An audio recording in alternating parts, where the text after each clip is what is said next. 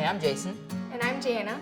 And we're really excited this year. We have a lot of produce here, and Jana started a garden, so we want to show you some tips on how to get fresh produce and the best of the fresh produce, whether it's from your garden or from the store. So we have watermelons here, and these are great for summer. Our family just loves watermelons. There's a trick, though, when you go to the store to tell if it's ripe or not. You tap on it, and if it sounds more hollow, then it's ready to pick, or at the store, it's more ripe.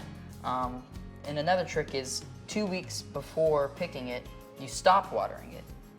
And that concentrates the sugar, which makes it a lot sweeter, and therefore you're going to get a better outcome and taste.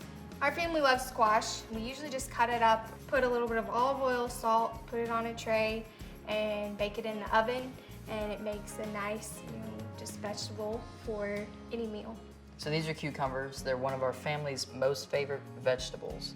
There's a little trick though. This is not for the store-bought because they do a little bit more processing, but for the gardening, when you go to pick them out of gardening, before you go to cut them up, if you cut off the tips of them, you can rub it for about 30 to 45 seconds, and it takes out a lot of the bitterness.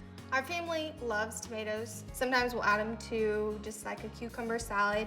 We also like to eat them just plain. Sometimes you'll see the kids walking around just eating a tomato. If you want to, like getting them from the store or even off your plants, if you're not gonna be using them for a couple days, it's good to get them just a little bit greener and not as ripe, and that way they'll last a little bit longer.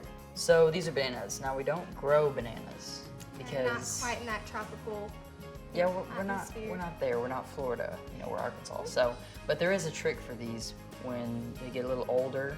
You see, we got the older ones right here, and some of the newer, more ripe ones. But with these older ones, what you can do instead of just throwing them away, being wasteful, you can peel them, and then you put them either in a bag or you cut them up in little chips and freeze them, and they're really healthy snacks.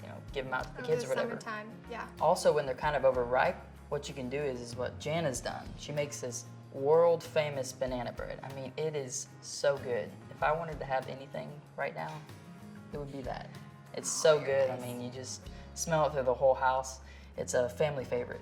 We're growing some peppers this year for our first time, actually. We haven't grown the bell peppers. We like to cut them up, just eat them for snacks. But then we also like to add them in stir fries or with fajitas. So it's definitely another family favorite that we're glad that we're growing some. Hope that they turn out this year.